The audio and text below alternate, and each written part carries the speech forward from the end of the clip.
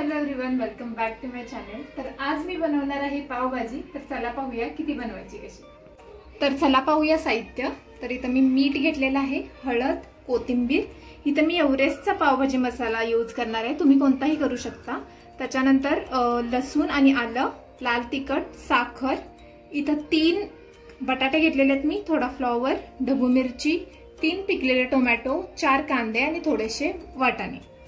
तर आता पावभाजीची पहिली स्टेप, आपल्याला बटाटा, वाटाणे जो फ्लॉवर आहे तो उकडून घ्यायचा आहे। त्यासाठी मी एका कुकर मध्ये थोडंसं पाणी घेऊन आता हे सगळं उकडायला टाकत आहे, तुम्ही बघू शकता।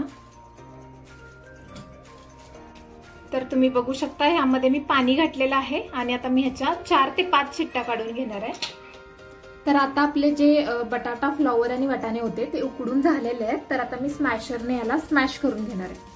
तर चला आता पावभाजी बनवायला आपण स्टार्ट करूया। तर आता इथं मी कढई आपली गरम झालेली आहे, मी आता त्यामध्ये थोडंसं तेल ऍड करत आहे आणि थोडंसं बटर त्यामध्ये ऍड केलेलं आहे।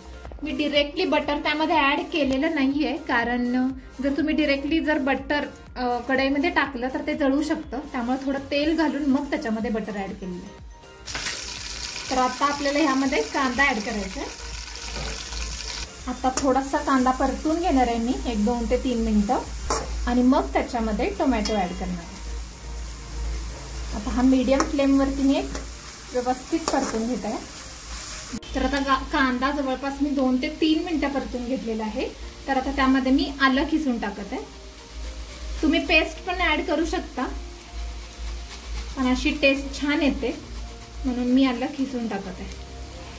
आता लसूण पण मी खिसून टाकत आहे, तुम्ही बघू शकता आलं आणि लसूण दोन्ही पण मी इथं खिसून टाकलेलं आहे। सगळं आता व्यवस्थित एकदा मिक्स करून घेत आहे, आलं आणि लसूणचा फ्लेवर येण्यासाठी।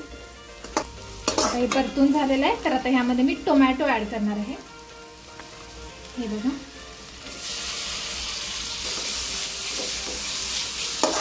सगळं आता मिक्स करून घेतलं। थोडंसं आता मी मीठ ऍड करत आहे, जेणेकरून टोमॅटो आपला पटकन शिजावा।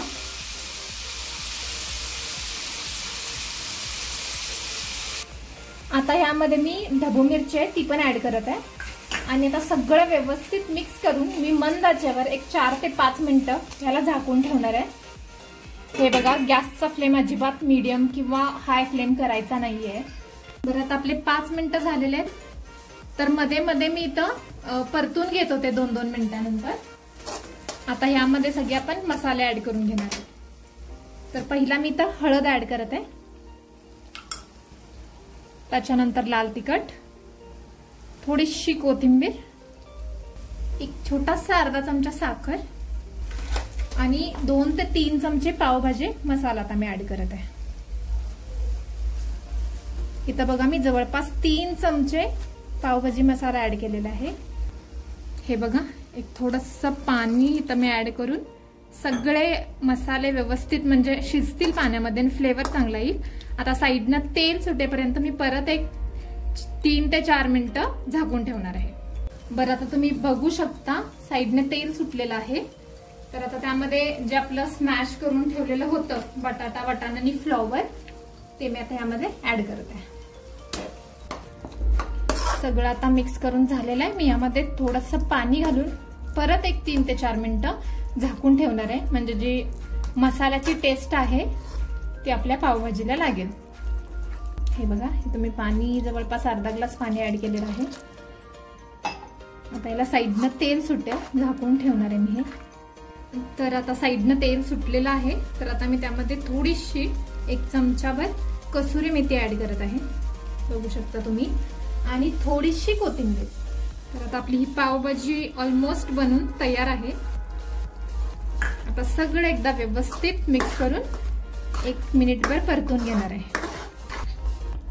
खूप अप्रतिम लागते ही पावभाजी, तुम्ही पण एकदा नक्की बनवून बघा। जोपर्यंत तुम्ही ट्राय नाही करणार तोपर्यंत तुम्हाला समजणार नाही। तर आता ही फायनली आपली पावभाजी बनून तयार आहे।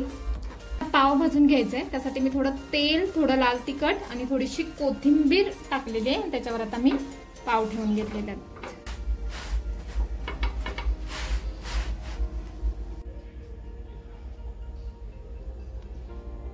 आणि आपली पावभाजी बनवून तयार आहे. तुम्हीही नक्की बनवून पहा. जास्त वेळ पण नाही लागत, पटकन बनवून जाते. आणि हो, व्हिडिओ आवडल्यास लाईक, शेअर आणि सबस्क्राईब करा. धन्यवाद.